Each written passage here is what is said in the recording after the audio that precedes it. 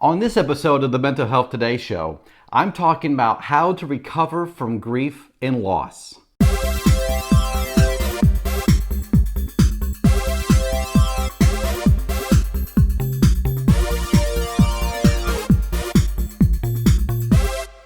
Hi, and welcome back to the Mental Health Today show. My name is Cordray, and I'm a national certified therapist. And today, in this episode, I want to talk about how to recover when you have experienced a grief or loss. And everybody has experienced grief and loss at some point in their life, no matter how old or young you are. Even losing a pet can really cause a lot of grief.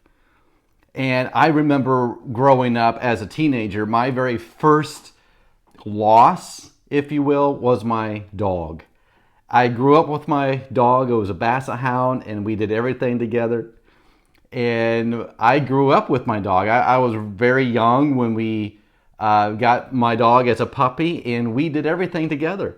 And I remember when my dog passed away, and I remember just how grieving I was and how sad. I still am sad.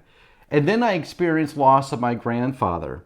And that was the first real experience of a person that I was close to had passed away. And then when I went to college, and my best friend in college, my roommate, I was going to be his best man at his wedding, he died in a car wreck. And that was the third biggest tragic in my own life of experiencing grief and loss. And so I know if you're watching this, you've experienced it, and you might be wondering, how do I recover? Maybe some of you have just lost somebody. Maybe it's a loss of a relationship, and you're wondering, how do I recover? And you might even be thinking, I don't think I can recover from this loss. And some of you are watching this thinking, I don't have anyone real close to me that I lost, but if I did, it would really do me in. And I don't know what I would do. Well, I wanted to offer some practical advice, some things that I think will really help you.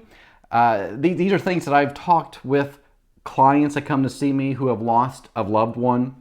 And you know, the common way of talking about this in my profession as a therapist is talking about the 5 stages of grief. And that's helpful. It can be helpful for many people, but for others, it's not quite as helpful. And so I just wanted to offer some very practical things that you can do. And first, just to let you know, grief is normal, okay? You're always going to have a hole in your heart. There's not a timeline. You can't just snap out of it. You can't just pretend everything's okay. You have to grieve. I call it good grief. Being able to be healthy and grieve at the same time. But some people get stuck in their grief. Years go by and they're still depressed.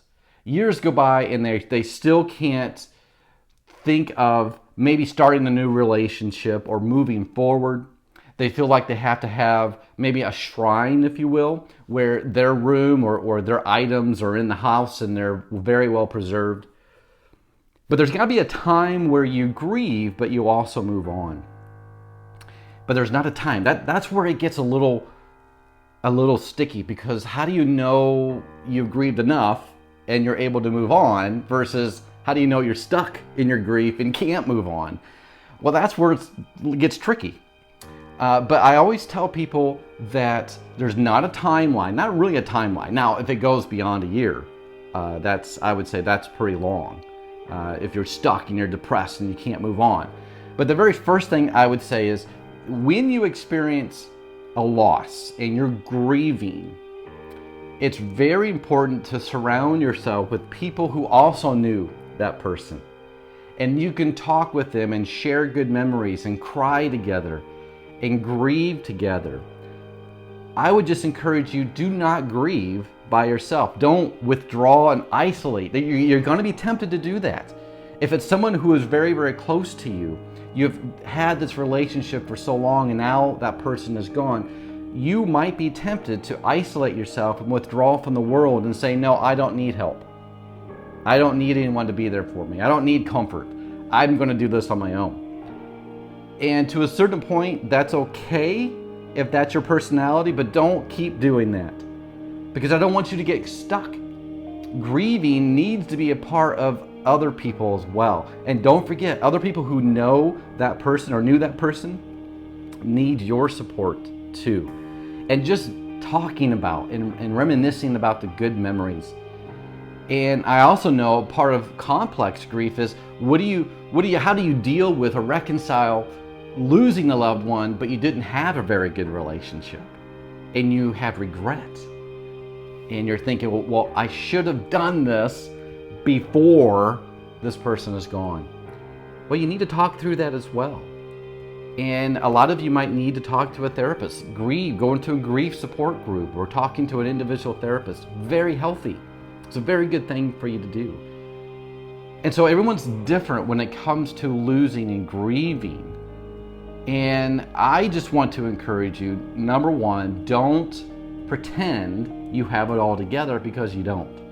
It's okay to say, I'm having a hard day, or I'm missing this person so much. It's okay to cry. It's okay to ask for help. What's not okay is to be so influenced by your grief that you don't enjoy life, because the person that passed would want you to enjoy life. They would want you to keep moving forward. And I think that is the best thing that you can do. Now, what does it look like? What does it look like to keep moving forward? Well, that's for you to decide. But what I want you to do is not stay stuck in your grief and in your loss. You can move forward. You got to have time to grieve. There's got to be time maybe when you are by yourself for a while.